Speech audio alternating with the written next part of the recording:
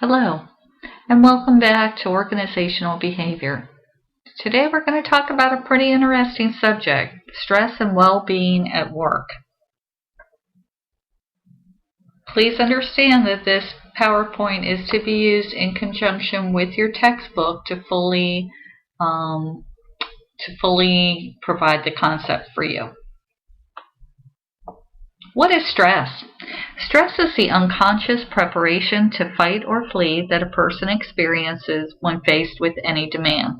Oh, I think we've all experienced stress. We've experienced stress when we're under time pressure, which, by the way, is the number one stressor. Individuals experience stress when they go through a divorce. They experience stress through a marriage, through a wedding, through good things too, called eustress. The birth of a baby can cause stress because individuals get concerned about how are they going to handle the bills and handle the responsibility. The stressor, and if you ever watch Criminal Minds, you know the stressor is the person or event that triggers the stress response. Now, in the workplace, it would be something like a deadline. Something impending that's causing you, I always say, causes your blood pressure to go up. But it's something in the workplace. In real life, a stressor would be the death of a loved one, a divorce, loss of a job, foreclosure, bankruptcy. The list goes on and on.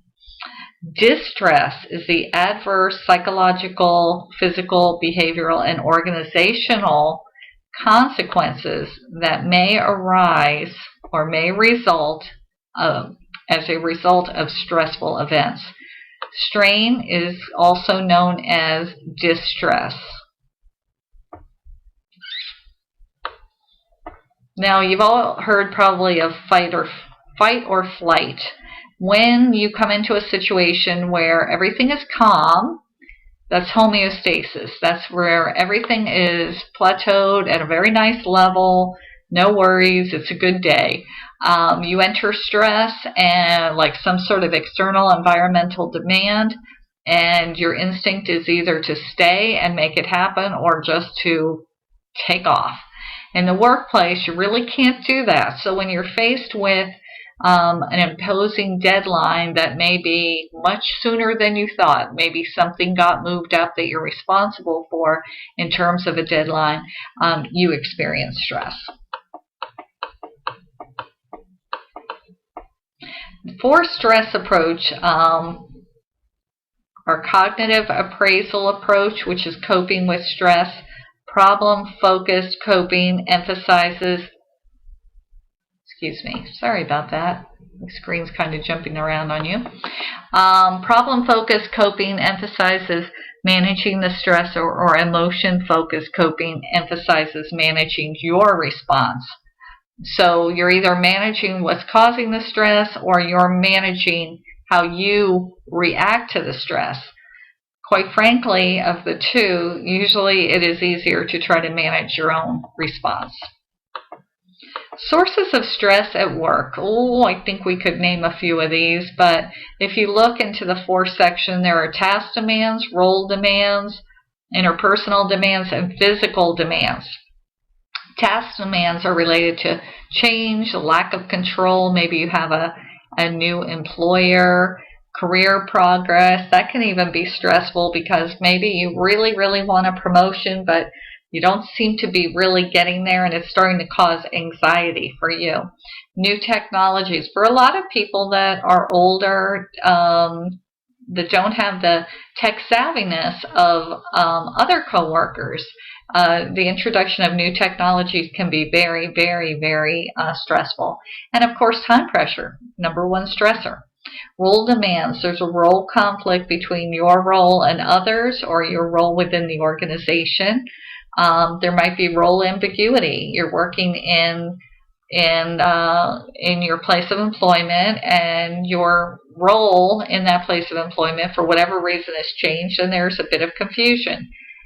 Whenever there's confusion, there's associated stress for the most part. In some, it could be any degree. It could be very nominal, very small, or very large. Interpersonal demands, emotional toxins, sexual harassment, poor leadership can cause stress, great deal of stress to employees. And then there's physical demands, extreme environments, strenuous activities, hazardous substance, global travel. You don't really think of all of these things. I mean, honestly, you don't, but they exist. Now, on our next slide, we're looking at sources of stress at work, non-work demands. Okay? We all know what these are: home demands such as family expectations, children, child rearing, daycare arrangements, parental care. Personal demands, workaholism, which would be an imbalanced preoccupation with work at the expense of home and personal life that causes stress.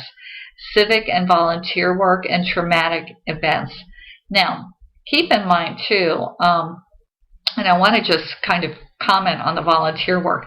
The inability to say no is it can be a cause of stress. Ultimately, it can cause stress.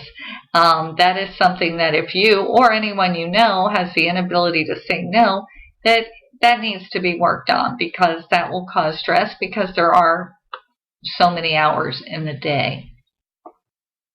Now, on our next slide, we're talking about stress benefits and costs.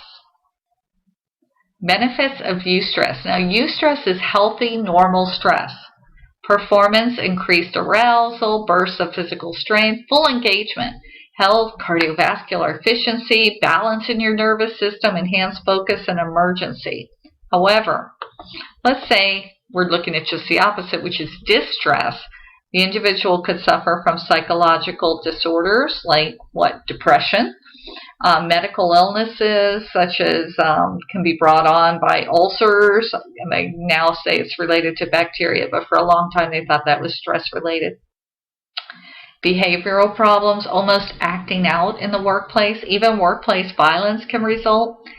Organizational distress causes participation problems, like you're very stressed and you don't maybe want to participate. Everyone on your team says, let's create this event for our workplace, and you're the one that says, no, I don't want to, I don't really care. Performance decrements and compensation awards, meaning that if it causes something serious enough, you may actually need to be placed on disability or some other form. Preventative stress management. An organizational philosophy that holds that people in organizations should take joint responsibility for promoting health and preventing distress and strain. You have to admire these organizations. These are places that maybe have gyms where you can work out on your lunch hour. Google, I think, is an excellent example of an organization that believes in preventative stress management.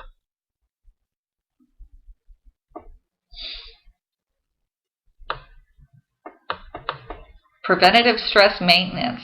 And you can kind of take a look at the chart here, but it talks about organizational stressors such as task demands, role demands, physical demands, and interpersonal demands. Primary prevention, secondary prevention. The bottom line of this chart, if you were to sum it up, is that the possibility of not taking care of stress can ultimately result in health issues. Very serious health issues at some point. Heart attacks, ulcers, even they relate that to diabetes, burnout, and so forth.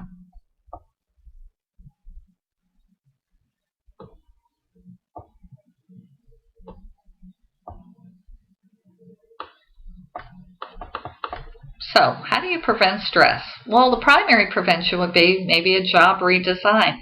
Maybe taking what you do and changing it so that it keeps you a little bit less stressed. Goal setting. Sometimes the ability to look to the future can keep you calm. Sometimes when you're very stressed, the best thing you can do is think only until midnight of the same day. And that has been known, according to Dale Carnegie, to keep individuals very calm. You can negotiate your role and get a better grip on your actual career. If you feel, in other words, that your career is almost getting away from you, it's up to you to take control of that. Secondary prevention would include team building and social support at work. through your coworkers. You're having a bad day, you're under a great deal of stress. Maybe if you let someone know, they would actually offer to take a little bit off your plate at the time and alleviate your stress. Sometimes it just takes knowing that somebody's willing to help to make stress a little bit better.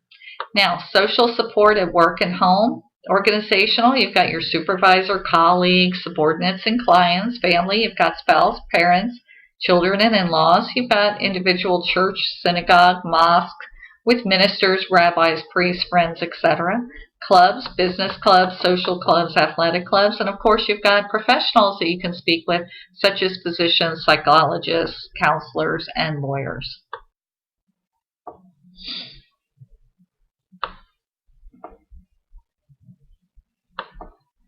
Primary prevention. Be positive. Think positively. Don't talk negatively. You want to reduce the chance of getting depressed. Time management definitely will take the stress off. Make to-do lists. People may laugh, but it'll keep you organized. Leisure time activities. Make sure you balance your life and your work schedule. Physical exercise. It not only improves cardiovascular function and muscular flexibility, but it is known to relax individuals. Relaxation training, diet is very important as well. Tertiary prevention, opening up, get it out. Whether it means cry, talk to a professional, as you see at the bottom. You can get emotional support if you need it. Now, what can a manager do? Many of you will become managers. So what does a manager, what is their role? What can they do? Well, they have to learn how to create healthy stress without distress. Be sensitive to what stresses individuals. Help employees adjust to new technologies, if indeed that's what stresses them out. Be sensitive to early signs of distress. Be aware of gender, personality, and behavioral differences. And use principles and methods of preventive stress management. Now, I hope this kind of helps you a little bit on the concepts of stress, which is, of course, in your book as well. I think it's very important because I do not believe that you can perform to a high level of excellence if you're stressed. I don't believe you can possibly give 100% to your organization if you're stressed. So, like ethics, because ethics is another concept that's very important no matter what course you take. I think this is important to understand too. You also have to understand that burnout does occur, and if it does occur, burnout would be something like getting up and you just absolutely do not want to go to work, and this is every day to the point you're just exhausted, you start exhibiting physical symptoms, then you do have to be concerned about this. So, because these are things that can be easily fixed, but you've got to be aware of them. So on that note, please make sure that you read the text this week. Make sure you look at these PowerPoints. You can look at them more than once if you'd like. And I do hope you enjoyed the week. And I do hope you enjoyed the PowerPoint presentation. Have a great day.